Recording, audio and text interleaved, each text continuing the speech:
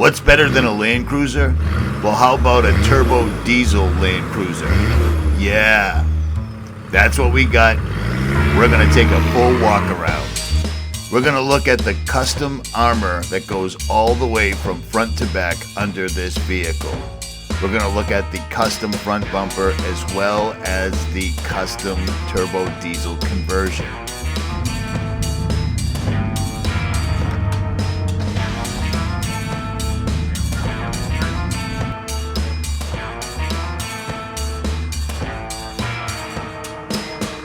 Now, the owner isn't just a Land Cruiser 80 owner, he's also from New England, he's also a fellow Mud member, and he's also a fellow YouTuber.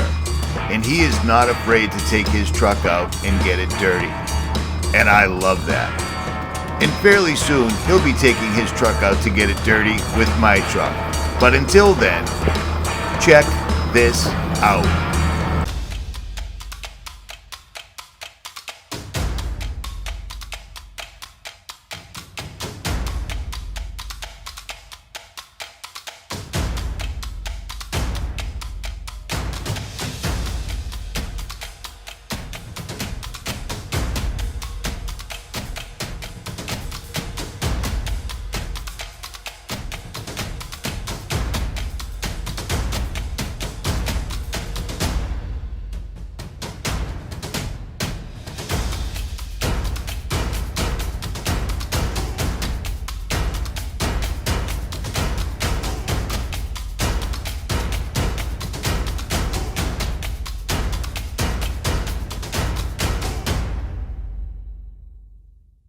Hey, what's up guys? Welcome back to another episode of JailBreak Overlander. I'm Richie and this is JailBreak. Today I am joined by Justin and Tyler.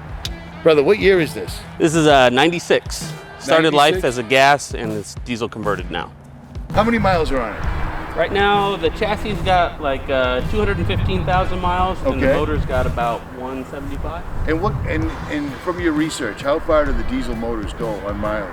I've seen a couple that are 600,000-700,000 miles. That's crazy. Yeah. Have you ever driven a standard gas-fired or petrol for our Australian friends? Have you ever driven a gas Land Cruiser? No, I haven't. Ever? Never. I wanted an 80 series and I went right for the diesel. That's crazy because I have, but when I first got the 80, I had never driven an 80 series ever, and I got a supercharged one. So I didn't even know what everybody was complaining about, but I know that this is the unicorn.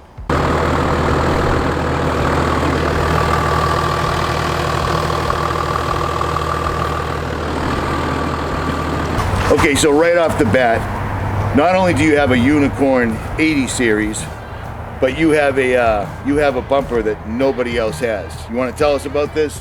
Yeah, so this is a Costa Fabrications front bumper.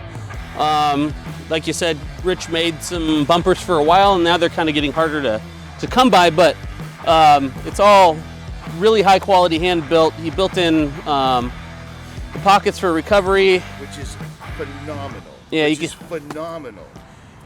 You can either run your D-ring in here like this, you can run a soft shackle, or it's made so that the thimble can come back in and it actually gives it some freedom of motion. So he pull. sized that opening for the Factor 55 thimble itself. Yeah, and I actually brought him like these. These are high and low beam off-road rigid industry lights. Yeah. They're a little bit different size than the lights he was typically running, so he cut it in specifically for my size of off-road light as well. And what's your favorite part about this bumper?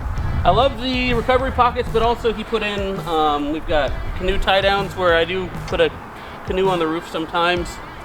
So that's really nice. It's all in stainless. And then he also put these threaded inserts in there or whatever you want to attach to it. So that's phenomenal. That is kind of nice. And I don't know if he's still making these. I know that there's only so much one man can do, and he doesn't strike me as the type of person to have somebody else build his design for him. Yeah, and then there's a little bottle opener in there. That is badass. So, all right, well, let's take a look at the side armor. What do you got going here? Tacoma Trail Gear sliders. I just bought them as a unit. But if you go underneath, you can see I did a full belly skid in aluminum. Oh my. That's reinforced. It's riveted together. My buddy Rob and I built that. And you've tested this. You've tested this at Cat's Hole, Devil's Pass. Yep. You've bounced this baby off some rock.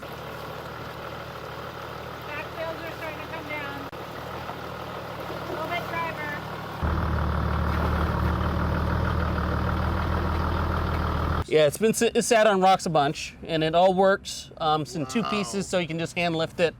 My buddy Rob welded in the transfer case bump out there. So. And this is aluminum. It's all aluminum, and it's reinforced with C-channel behind it. Wow. And so, especially around where the transfer case is, so that you know, you don't get any flex in the aluminum. That's a first. I've seen this on a lot of different vehicles, but never on an 80. That makes the Iron Pig look inadequate. Yeah, the Iron Pig's a big skid. Yeah. Actually. And people will note, I guess, that you know, the departure angle isn't the greatest on this thing, but I've landed on rocks all over the place, and it's strong enough. You know, you can see I clearance that again a little bit. Right. You still got the tailpipe, so that's a good thing. Yeah, and it hasn't kept me from getting over an obstacle. So usually they won't. It just makes a little noise. Check this out. I just recently did a video. It's not up yet, but it's on these type of bumpers. This is very similar to Delta's design. I didn't even know these existed. Yeah. When this has the rear tire, assembly on it, and everything else on it, it opens and closes perfectly, like a door. Like it's no joke. So apparently it works because Justin takes the truck out quite often. There you go. At any rate, let's take a look inside the truck. Console and everything. Down here you got your boost, your pyrometer, so EGTs, and your oil pressure gauge. All the stuff you need when you got a turbo diesel. Yep. Cool. CDL switch, classic. This is kind of neat. It's a hand throttle. Yep. So it's the OEM hand throttle. Quarter turn locks it at whatever RPM you want it. On the other side of the steering wheel, I've got a manual Wilson switch for the glow plugs. So this is the Wilson switch here. You just push the button and it activates the glow plug. So there's no timer or anything like that. I actually like it better manual. Yeah, this has got the 24-volt start, which some people don't like, but it's started every time. And if I just start it and hold that for a little bit, 5-7 seconds, it smooths right out and it does well. Nice. Didn't have lockers, so did the ARBs. You used an ARB twin or single? Just the single. For the lockers, they have their own compressor, which is just a small ARB. And then I've got a cheap compressor that we can look at in the back. I've never heard anybody have a problem with the single ARB. The twin, different story. Yeah, I've heard that they fail sometimes. If you do anything with the leather, are you going to redo the leather seats or swap them out? I'm planning on redoing the leather, rebuilding the seats, and I'd like to do that the heated and air conditioned mod. I'll tell you what, if you haven't seen them in person, I recently have. Ozark Overland Outfitters down in Missouri. Yep. He redid the seats with all the factory stuff, the heating elements, everything. Dude, I've never seen brand new Toyota Land Cruiser seats from '97. I have now. It's big money. But it's definitely worth the money, in my opinion. Take a look under the hood.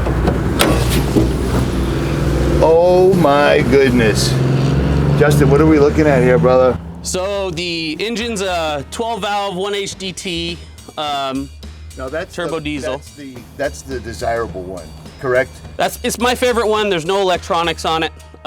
It's the 6-cylinder stock turbo configuration, so lots of torque down low. The only weakness that they could possibly have is that when you get them from the factory, there's no intercooler. So I put a PDI intercooler in there. I want to say it's 3.5 inch. It's big. It's definitely 3 inches, and it fit in there nicely, huh? Did you have barely? I had to trim a little bit behind the grill because I have the transmission cooler on the front as well. It's a Wholesale Automatics Extreme 442F, A442F. That's what I have. How crazy is that? Yeah. This owner did it. I didn't do it, but yep.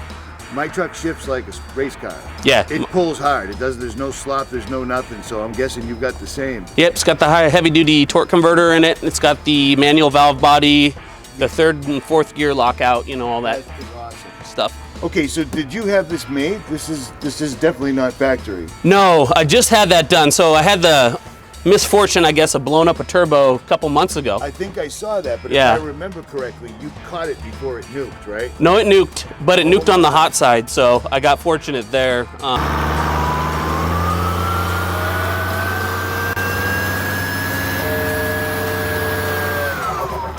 And this is what it looks like when your intercooler goes horribly wrong. So it didn't need the engine didn't need any metal. That's awesome. So I had the old turbo that was on here was a G turbo for a 1HZ, and I was pushing right around 23 PSI on it. And now I've got the new G turbo GTX, this is the green wheel, at 22 PSI. And the issue is that when you start getting that much boost, the intake track now starts getting a suction, and so I had to do the high flow air box. So I like the PDI intercooler. G turbo works with PDI, so I did the PDI air box. And there's some. This is from Australia, correct? This is the turbo, the airbox, and the intercooler are all Australian diesel product. Guy, sadly, but wow, Ronnie Dahl would love seeing this here in Lynn, Massachusetts. Yeah, exactly. So that's awesome. So, and you've got the 200 series. This one uses a 200 series air filter versus like a Duramax filter, so 25% bigger. That way, the turbo's good up to almost 30 PSI. So if I want to bump it up a little bit more, the intake track should be good. Wow. So.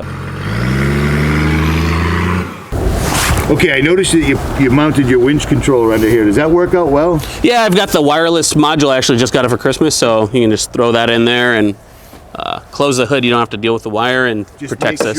Make sure you have a lanyard so it doesn't rattle itself out, because I had one of those. Speaking of that, what size winch are you running? It's just an old M8000. It's okay. Ran it on my Tacoma, and when I sold that, I put it on here. So. Sweet. Yeah, the old worn winches are my favorite. I got a new one and I wasn't too stoked with it, but that's neither here nor there. No, the old ones are bulletproof. Yeah. What is this? So, I don't know, honestly. This is a reservoir for... It's diesel shit. Yeah. Cool.